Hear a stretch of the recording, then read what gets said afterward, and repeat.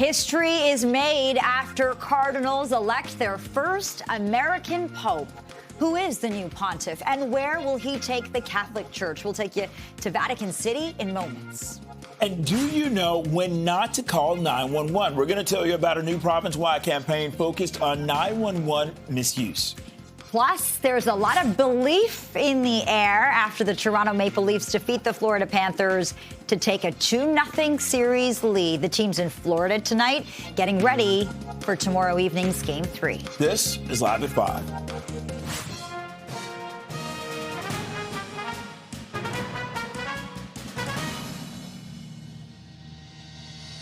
Good evening. I'm Bakari Savage. And I'm Lena Latafat. Welcome to Live at 5. The Catholic Church has chosen a new leader, the 267th Pope.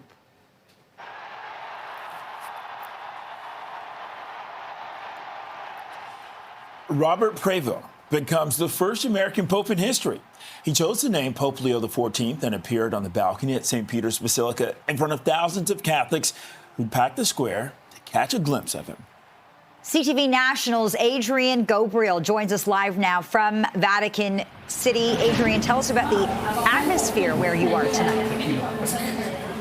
Yeah, just, there's still an air of excitement across Vatican City, across Rome, and across much of the country. It was about 6 p.m. local time here. We were actually live with our colleagues on CTV News Channel when we heard the crowd erupt in a roar. And then we saw the smoke begin to rise from the Sistine Chapel. The bells began to toll at St. Peter's Basilica, and it was official. A new pope had been chosen, Leo XIV. I'm joined by the Archdiocese of Toronto's Neil McCarthy. Neil, we were standing together in that moment, a very special moment, and a privilege to be here with you today on this historic day. Take us through just how, as we've taken a bit of time here to let this sink in, as it's still sinking in, what this means, the first pope for North America. What an amazing 24 hours. It was just 24 hours ago that the Cardinals were going into the Sistine Chapel, and we were talking about how long this conclave was going to be. 24 hours later, popes come out, and we're trying to digest it all. It's, emotional, historical, and I think somewhat unexpected. Wasn't one of the names that, certainly was in the top 4 or 5 that people discuss. But when you start to look at, the body of work, so to speak, not unsurprising, but unique that we've got a North American Pope for the first time. That's historical as well. And when we, we look at the time and place that we're living in, what is happening around the world, within the Catholic Church, outside the Catholic Church, conflicts in different countries around the world. Is this a pope chosen for this time and place in history? And they often say that we get the pope that God wants us to have. We believe this is a divinely inspired choice. So it's not a political convention, so to speak. His experience as a missionary, spent more time really in Peru than he spent in the United States, although he was born there, certainly. Worked at the Vatican as well, as used to being a manager. So lots of great experience, but I think we'll also have that tone of Pope Francis of reaching out to the marginalized, the church as a field hospital. We saw last night, day one of the conclave, we were marveling at just, tens of thousands, it was the different numbers, 30,000, 45,000 came for the first night of the conclave when we weren't even expecting a pope to be selected. Day 2 of the conclave, we saw tens of thousands more arrive, pour in. People were still lined up around the block when the white smoke began to rise. What captivated so many people about this conclave that brought them here today and for the millions watching around the world as well? There's something about tradition that I think still people love. I mean, we like our cell phones, we like our devices, but we stopped over the last 24 hours waiting for smoke to come out of the Sistine Chapel.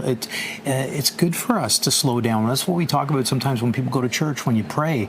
It's taking away the distractions, the noise that's around us, to focus in. And as we talk about the conflict in the world, the violence in the world, just the negativity that's out there, isn't it beautiful to have a positive, uplifting story? And what we pray will be someone who will lead the church, not just the global Catholic Church, but will be a peacemaker for people of all faiths and no faith at all around the world. Neil McCarthy, Archdiocese of Toronto, thanks so much for sharing this day with us, for bringing your insight. Really appreciated. We know we'll be speaking with you more tonight and as well as into tomorrow. Pleasure.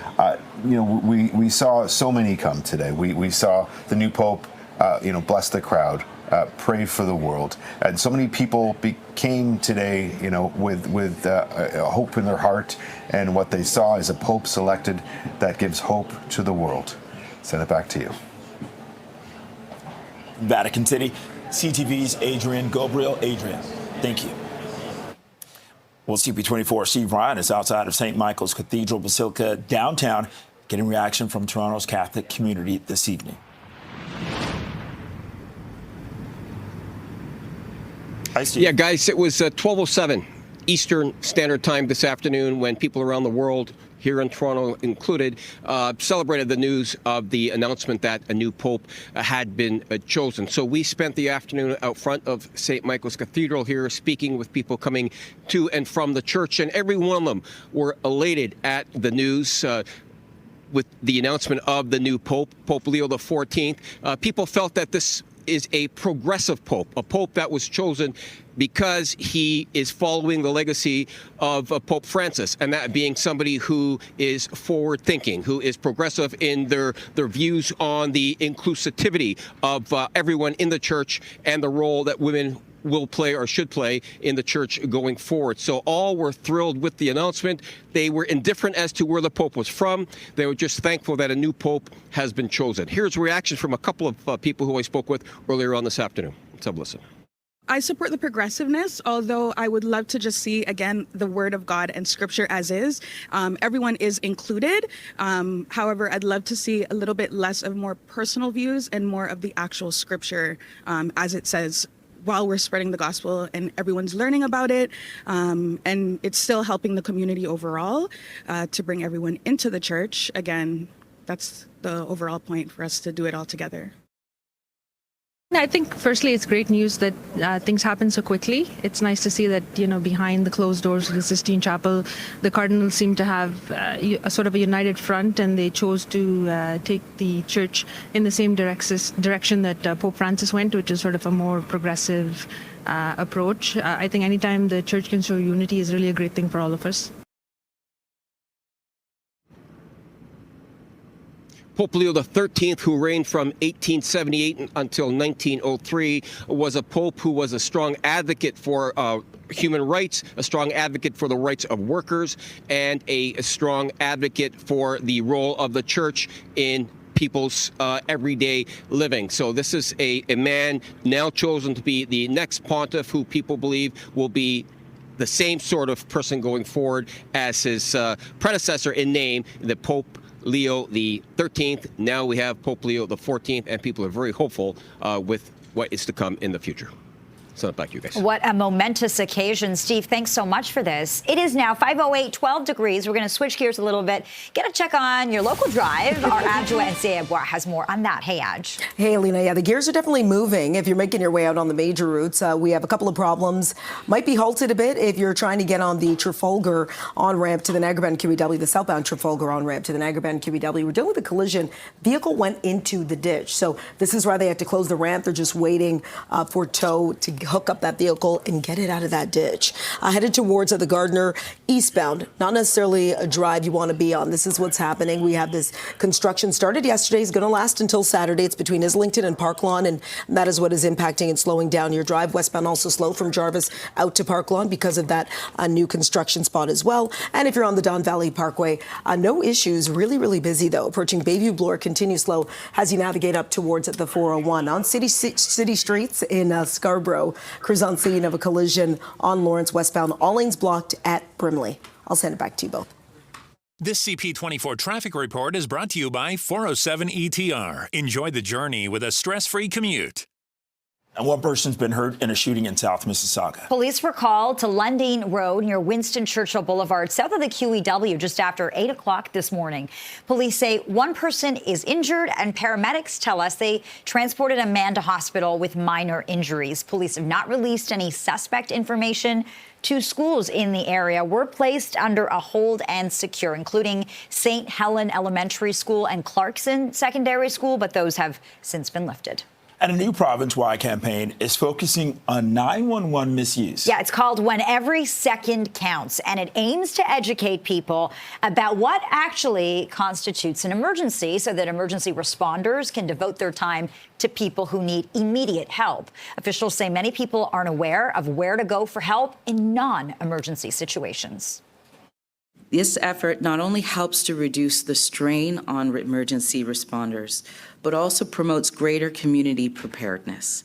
Imagine the difference it can make when our children and seniors know exactly when to call 911, when to seek other resources.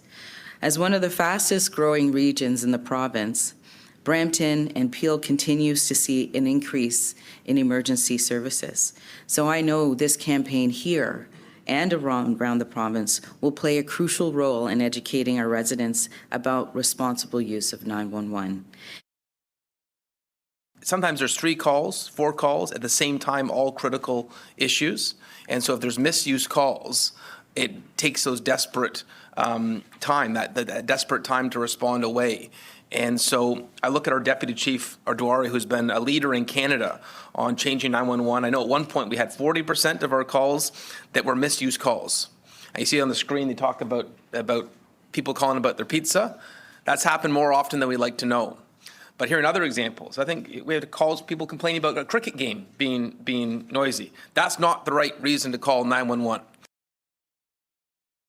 But our research through the ESSC 911 Call Volume Reduction Working Group indicated that almost half of the calls to 911 are for non-urgent needs.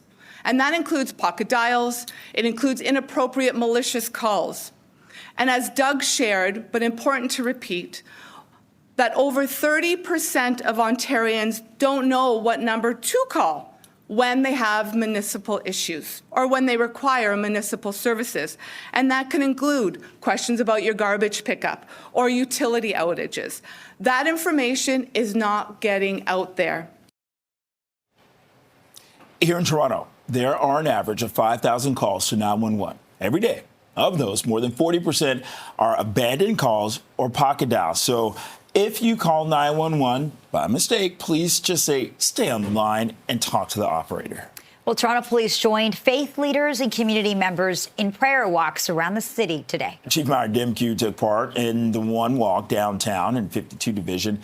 It started at Sankofa Square at Yonge and Dundas, and it made its way to the First Baptist Church, Toronto. That's on Huron Street. Organizers say that the citywide event is an opportunity to build relationships and engage in prayer. Police Chaplain Reverend Wendell Gibbs talked before the walk in 52 Division. So when you go back to your community, when you go back to your church, to your parish, to your mosque, to your temple, please convey the same message. We have to pray for those in authority, pray for peace in our city, and embrace those who are serving us so well. This is an important moment each year when we come together with our communities in solidarity with our faith leaders, and we do all have a shared commitment for community safety, well-being, peace, and harmony.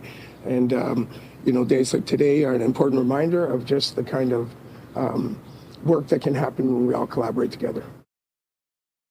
And the citywide prayer walk, which was open to all faiths, took place in all 16 police divisions today. All right, it is now 5:13, 12 degrees. This is Live at 5. Coming up, an advocacy group is blaming the province for the financial difficulties that Ontario school boards are facing. We'll tell you more about that next. An advocacy group is blaming the Ford government for the financial difficulties Ontario school boards are facing. The Fund Our Schools Coalition says underfunding is the root cause of all the problems in the public education system. It says more than 40 boards are projecting deficits. The coalition wants the government to restore per-student funding to pre-2018 levels. It says schools' financial woes and the cuts being made to trim costs are particularly harmful for students with special needs and mental health issues. Students across this province who are suffering in their schools. The educators and support workers that are tasked with teaching them are burning out. School buildings are crumbling. The programming and support that we all expect our children would receive at school are being cut. And families are angry. In the TDSB specifically, we are facing a structural deficit. This means that our funding doesn't cover our costs. The province does not pay the full contributions of EI and CPP that the TDSB is meant to pay its employees, so they cover the difference. The TDSB does not pay their staff, teachers, and early childhood educators the benchmark salary that the province mandates that they should pay. Again, the TDSB is covering that deficit, which means if the province just funded the basics, we wouldn't be in a deficit in the TDSB. TDSB Chair Nathan Shan says that funding support from the province has not kept up with inflation. There are a few other things we've told the province that they could do. One is that, our CPP and EI we pay for our staff, and our staff salaries that are centrally negotiated with the province. And there's about $70 million that is underfunded by the province. If they address that gap, our deficit is only $58 million this year. So that would be immediately taken care of. They could lift the moratorium and allow us to have schools be consolidated. There are a number of schools that are being underutilized and are in a bad state of repair. So, we're spending about $40 million annually to keep those buildings operating. So, if we were able to consolidate, that will come into the picture. There's a number of other things the province can do to make sure we spend about $40 million additionally on special education, which is an important thing to invest in. The appeal comes as the province has warned it could take control of the TDSB if it can't find savings to address a $58 million deficit for this school year. And health officials are warning of possible measure exposure. This is on a flight arriving at Pearson Airport. The health unit says anyone who is on Air Canada flight AC540 from Seattle to Toronto last Saturday, or who was at Terminal 1 from about 7:30 to 10 o'clock that night might have been exposed to the virus. People with symptoms like high fever, cough, runny nose, watery eyes, or a red rash should contact a doctor. Peel Public Health says this case and 5 others reported in the region this year are not known to be connected to the current multi-jurisdictional measles outbreak in southwestern Ontario. We are now witnessing the worst outbreak of measles in the past 3 decades, and more cases than any other jurisdiction in North America. Certainly more than any other across Canada, more than all 50 U.S. states combined. And I'm working to confirm this, but it certainly looks like we have more cases of measles than even Mexico.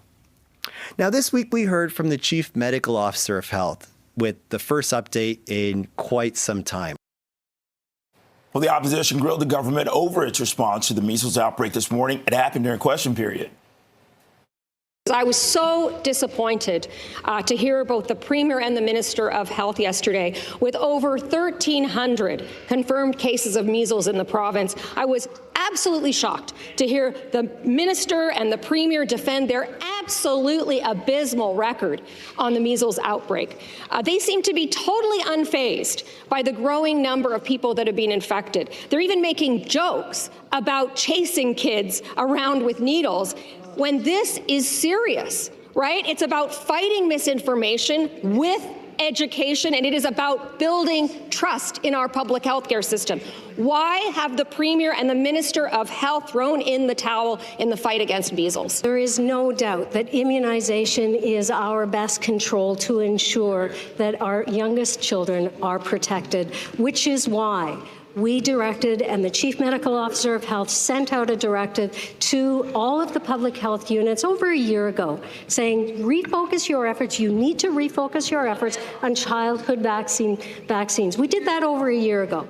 We proactively ordered over a 500,000 additional, we've ordered a 500,000 vaccinations and vaccines specifically related to measles, because we knew that this was going to be something that we wanted to ensure that there was sufficient supply.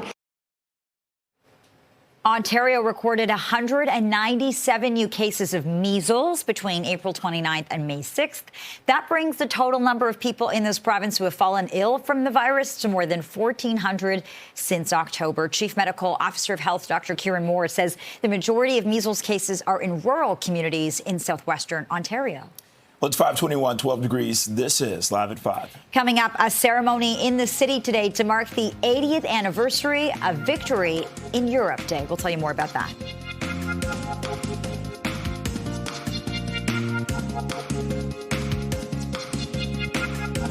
Welcome back. A ceremony in the city today marked the 80th anniversary of Victory in Europe Day.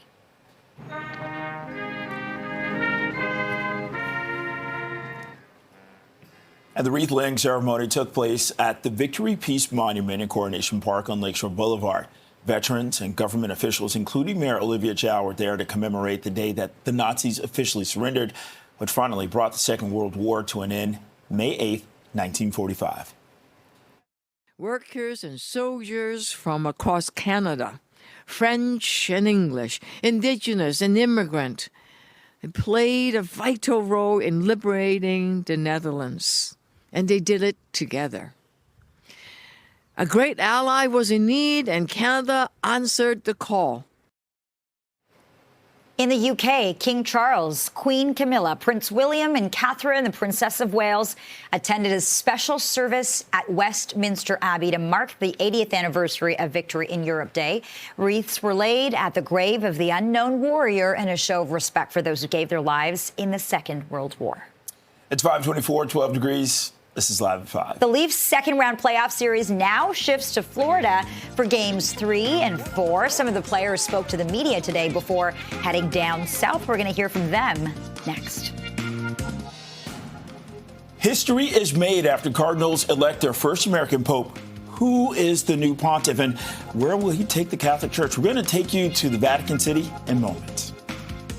And do you know when not to call 911? We'll tell you about a new province-wide campaign focused on 911 misuse. Plus, there's a lot of belief in the air. This is after the Toronto Maple Leafs defeat the Florida Panthers to take a 2-0 series lead. The team's in Florida tonight, getting ready for tomorrow night's Game 3. You're watching Live at 5.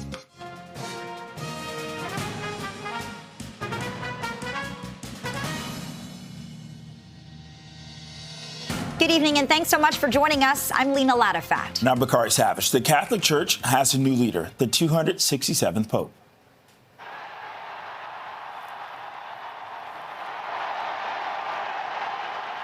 Robert Prevost becomes the first American Pope in history.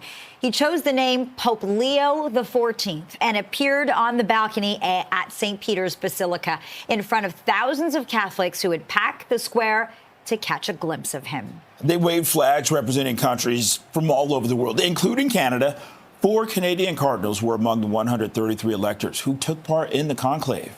And Pope Leo was born in Chicago in September 1955. He received a Bachelor of Science in Mathematics from Villanova University in 1977, a Master of Divinity from Catholic Theological Union in Chicago, and a doctorate in canon law from the Pontifical College of St. Thomas Aquinas in Rome. As Bishop of Chicago, he oversaw the largest archdiocese in North America. Pope Francis appointed him as Bishop of a diocese in Peru in 2015 and then elevated him to Cardinal not that long ago in 2023. Insiders say Leo's beliefs are very much in line with those of Pope Francis on several issues, including the environment, migrants, and the poor. He also supported Francis's push to allow divorced and civilly remarried Catholics receive communion. Well, CTV's Adrian Gabriel spoke with Neil McCarthy, Archdiocese of Toronto, on the crowd's reaction to seeing the white smoke today. There's something about tradition that I think still people love. I mean, we like our cell phones, we like our devices, but we stopped over the last 24 hours waiting for smoke to come out of the Sistine Chapel. It's good for us to slow down. That's what we talk about sometimes when people go to church, when you pray. It's taking away the distractions, the noise that's around us, to focus in. And as we talk about the conflict in the world, the violence in the world, just the negativity that's out there, isn't it beautiful to have a positive, uplifting story? And what we pray will be someone who will lead the church, not just the global Catholic Church, but will be a peacemaker for people of all faiths and no faith at all around the world. And Prime Minister Mark Carney is offering his congratulations to the new Pope. A statement from Carney goes on to say, quote, Canadians offer best wishes to His Holiness Pope Leo XIV as he begins his papacy at a time of profound global challenges. May his pontificate be marked by wisdom, discernment, a deep commitment to common good and dignity of all. And Canada looks forward to working with His Holiness to build a world guided by solidarity, justice, and sustainability. And U.S. President Donald Trump reacted to Leo becoming the first ever American Pope. They have already spoken to us, and we'll see what happens. But again, to have the Pope from the United States of America, that's a great honor. That's a great honor. Sir, had you asked before?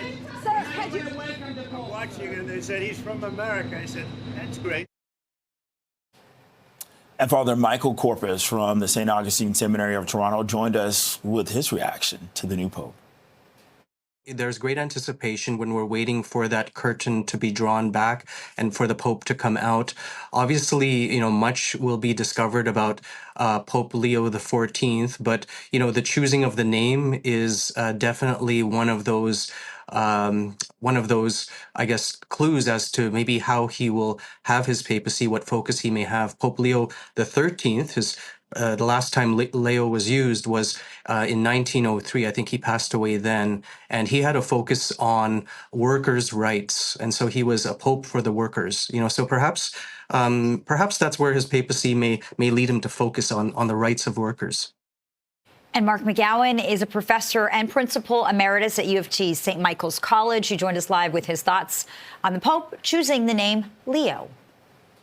You would think someone with the continuity from the previous pontificate, he might have been Francis II. But, Pope Leo XIII was pope between 1878 and 1903. And again, a pope that not a lot was expected of. But his pontificate was actually quite revolutionary. Rerum Novarum in 1891 was the first of the modern social encyclicals that really had Leo dubbed as the Pope of the working classes, where it was critical of capitalism and socialism and the church moving in a different way to reach out to the poor. And Bishop Daniel Meem is with the Diocese of Peterborough. He talked to us about what makes Pope Leo's election so surprising. A lot of people have said over the years that an American would never be Pope. And I'm reflecting back on my own student days in Rome, and maybe this was a European attitude. There was a bit of a notion that, well, the Americans run everything else. We're not going to let them run the church. But that may be an outdated attitude. And certainly with the diversity and the international nature of the College of Cardinals now, things have undoubtedly changed over the years. And CP24's Steve Ryan is outside St. Michael's Cathedral Basilica downtown, getting reaction from Toronto's Catholic community tonight. Some of the people you've been speaking to have been quite emotional, Steve.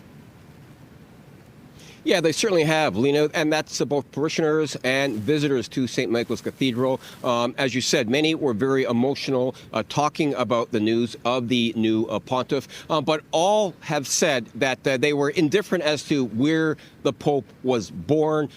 What they are, I would say, happy about or hopeful for is that this Pope will follow the footsteps of the previous Pope, Pope Francis, and that is his progressiveness, his way in thinking. Many believe that this Pope will lead the church into a new age whereby rights of all are included, and the role of women in the church was a hot topic for many today, thinking that perhaps this Pope will be someone who will bring women into the church closer than they have been in the past. And that also, they say, would include those in the LGBTQ community as well. I got reaction for some of the visitors in the church here today, and here's what I was told. Let's listen.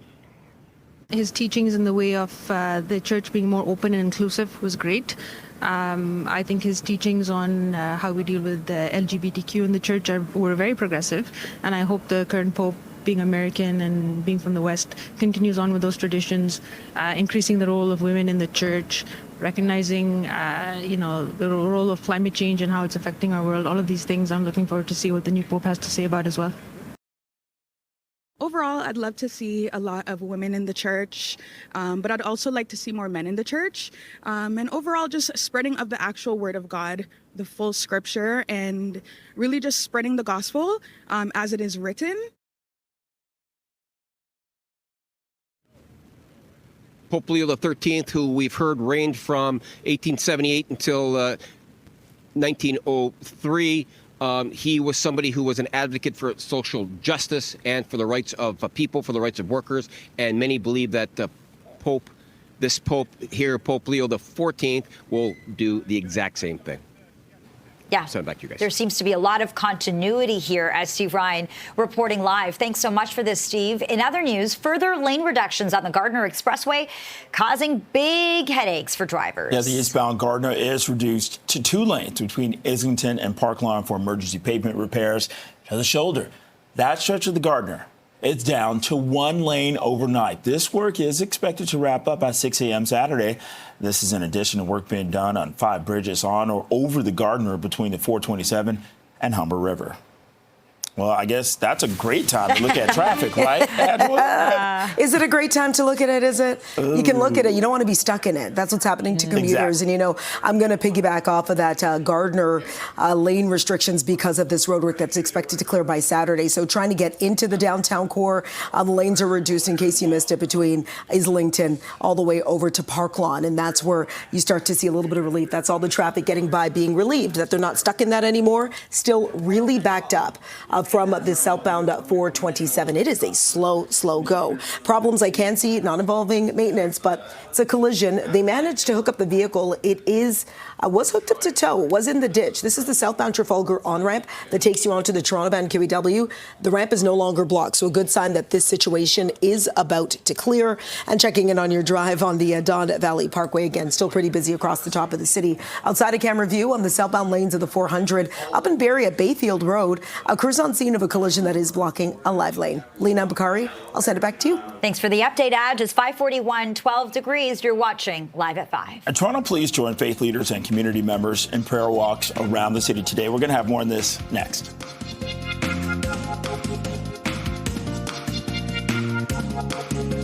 Welcome back. One person's been injured in a shooting in South Mississauga. Yeah, police were called to Lundin Road. This is near Winston Churchill Boulevard, south of the QEW.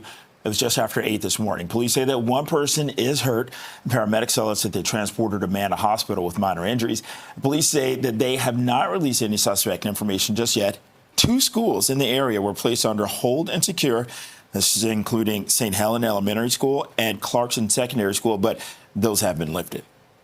A new province-wide campaign is focusing on 911 misuse. It's called When Every Second Counts, and it aims to educate people about what constitutes an emergency so that emergency responders can devote their time to people who actually need the immediate help. Officials say that many people are not aware of where to go for help in non-emergency situations. As a mom of 5, a resident of Brampton, I know how important it is to have quick response to emergency services.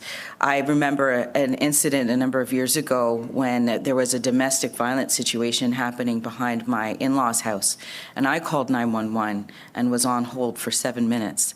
That was an excruciating 7 minutes. And so taking that experience back, I said, we have to do something.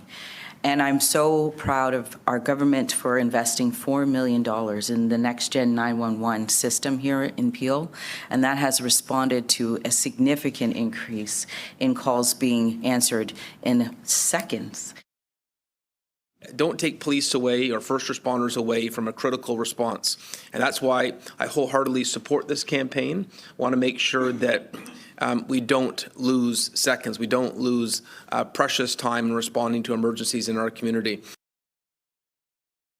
ESCC members have identified that a major cost driver for municipalities in the provision of emergency services is the misuse of the 911 system.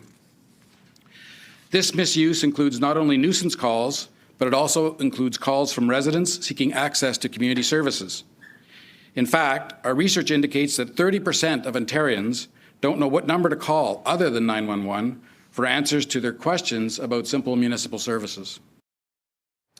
Okay, here in Toronto, there are an average of 5,000 calls to 911 every day. And of those, more than 40% are abandoned calls or pocket dial. So if you call 911 by mistake, please say, just stay on the phone and talk to the operator. Well, Toronto police joined faith leaders and community members in prayer walks around the city today. Chief Mayor Dimke took part in one of the walks. This is downtown in 52 Division.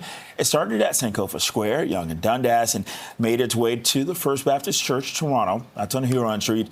Organizers say that the citywide event, it's an opportunity to build relationships and engage in prayer. Police chaplain Reverend Wendell Gibbs talked before the walk in 52 Division. So when you go back to your community, when you go back to your church, to your parish, to your mosque, to your temple, please convey the same message. We have to pray for those in authority, pray for peace in our city, and embrace those who are serving us so well. This prayer walk is something that is building on the success of the Etobicoke strategy, which started 20 years ago in 2005 in the northwest end of the city, where faith leaders came together with community and the police in communities that were impacted by gun violence, and really came together in the hopes of building trust and confidence of the community to work with faith leaders and the police in the hopes of returning a sense of safety and security, and importantly, healing of communities. The citywide prayer walk, which was open to all faiths, took place in all 16 police divisions today.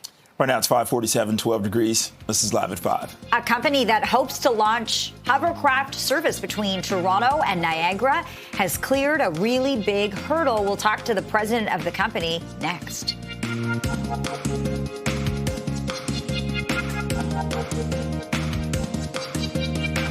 The province has taken the first step to appeal of a temporary court order which blocks it from ripping up 3 major downtown bike lanes. A Superior Court justice ordered the government last month to keep its hands off the bike lanes on Bloor, Yonge and University until he can decide the case. A cycling advocacy group challenged the plan as an unconstitutional threat to road safety with no evidence that it would actually reduce congestion. Well, a company that hopes to launch hovercraft service between Toronto and Niagara has cleared a big hurdle. Yeah, speaking of congestion, Hoverlink Ontario says it has reached a deal with the city's Port Authority that will allow it to operate in the western gap of the harbour using a landing pad, connected to the island airport. The idea behind the rapid transit hovercraft service on Lake Ontario is that it will transport passengers between Toronto and the Niagara region in just 30 minutes. And for a closer look at this, we're joined live by Erica Ports, Hoverlink's interim chief operating officer and president. Erica, thanks so much for joining us. Look, this has been talked about for quite a while. Tell us about this milestone. And I have to say, I mean, it's kind of cool, right? Traveling by hovercraft. Yeah, it's really cool. A lot of people think it's pretty innovative, but it's actually tried, tested, and true technology that's been utilized since the 1950s. We've done a little bit of a spin on it to assure that it can cross Lake Ontario. So it's a military-grade hull, and it was approved actually to cross Lake Ontario 365 days a year back in 2015. We've crossed a significant milestone by securing a long-term lease with Ports Toronto, and we're shovel ready on the south side with our partners at the St. Lawrence Seaway Management Corporation. We've done significant due diligence to bring this to market. We still have some way to go in terms of business planning, craft manufacturing, but we're ready to take passengers 30 minutes across the lake, and we have most of the approvals already in place. It's not only pretty cool, it's pretty efficient if this works out. I mean, right now it takes about an hour and a half with no traffic to get from Toronto to Niagara region. You're promising a 30-minute ride. That could be a game changer, but I know there's a lot of work that still needs to be done. Could be years before the service is up and running. Give us a picture, a sense of what it'll look like, how this will work once it is ready.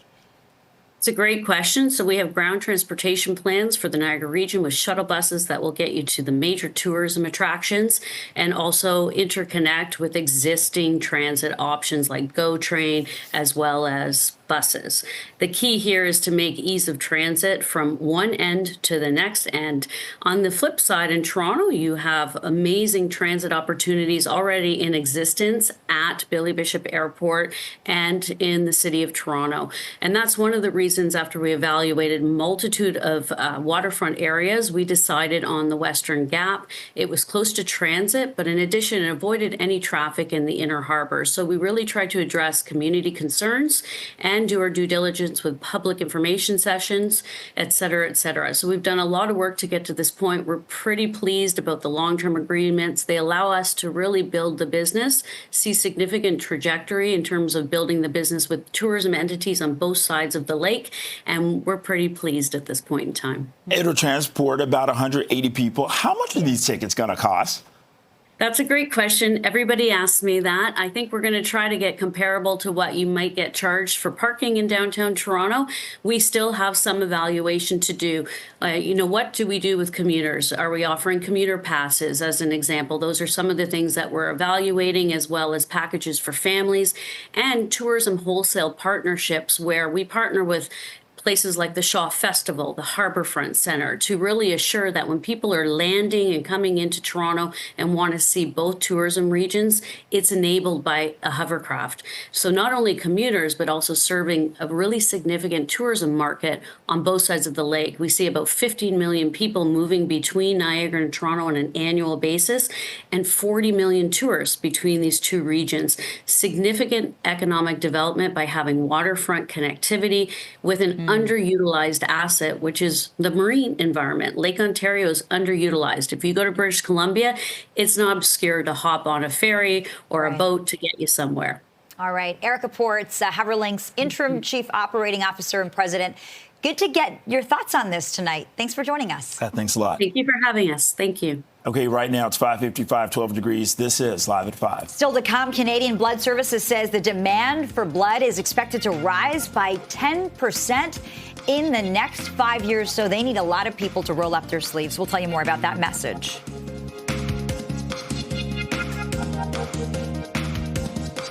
Welcome back. Canadian Blood Services says it needs to recruit 1 million new donors in the next 5 years. A demand for blood is projected to rise by nearly 10% in that time because of a growing and aging population.